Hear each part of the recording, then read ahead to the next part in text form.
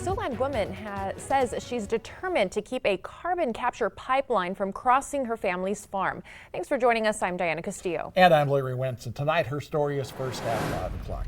Vicki Hulse of Moville is being taken to court next Friday after twice refusing to let surveyors for the Navigator Heartland Greenway pipeline onto her property.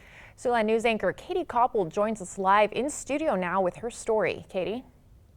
Larry and Diana, the Hulse family farm is more than just land. It's the beating heart for generations past and future. But a proposed pipeline could end all of that. I sat down with Vicki Hulse to learn more about why this fight is more than what you may see. It's a beautiful piece of farmland in Woodbury County and sits along the Plymouth County line. We love this farm.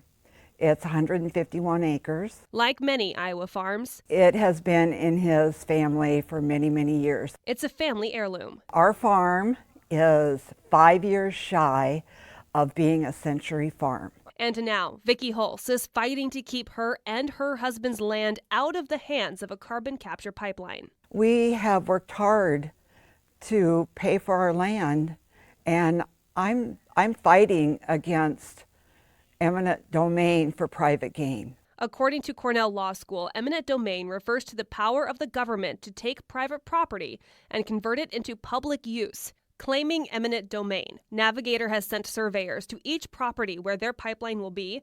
Hulse has refused to let them enter. I did not sign the letter for the easement. I did not sign anything. I knew that I was going to fight this. This fight is personal. Not just because this pipeline would run through 3 of her 4 parcels of land, but because her husband, William, cannot fight alongside her. My husband is a Vietnam veteran. He was exposed to Agent Orange. He's in the Iowa Veterans Home in Marshalltown. And I am his voice. And I am doing exactly what I feel he would want me to do. He fought for our country. And I am fighting for our land. And fighting she is. Hulse has twice denied surveyors access to her farmland. In response, Navigator is suing Hulse to gain access, citing eminent domain. She has filed a countersuit seeking an injunction of her own. They're a private company. And so no private company should have the right for to be able to claim eminent domain. There are over 130 landowners also fighting against the Navigator pipeline, plus the 2 other proposed pipelines, Summit Carbon Solutions and Wolf Carbon Solutions, that would run through Iowa. But Hulse is one of the few taking legal action now. Do you think there are any positives to this pipeline proposal? Big or small? No. Any positives at all? No. There's nothing. I can't think of a thing. Can you?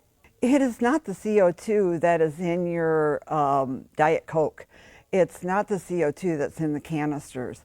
This is 2,000 pounds of pressure in an 8-inch pipe that is liquefied.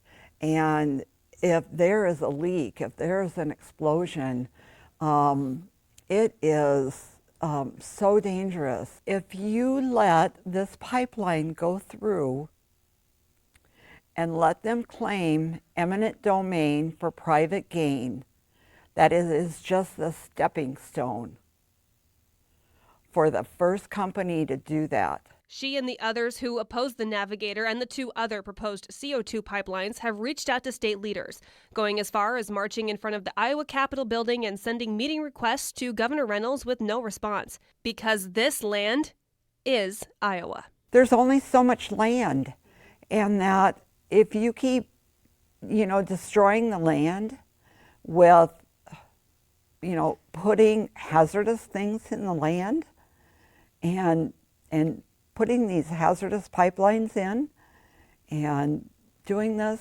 there's not going to be more land made. This is it. We have to preserve our good land.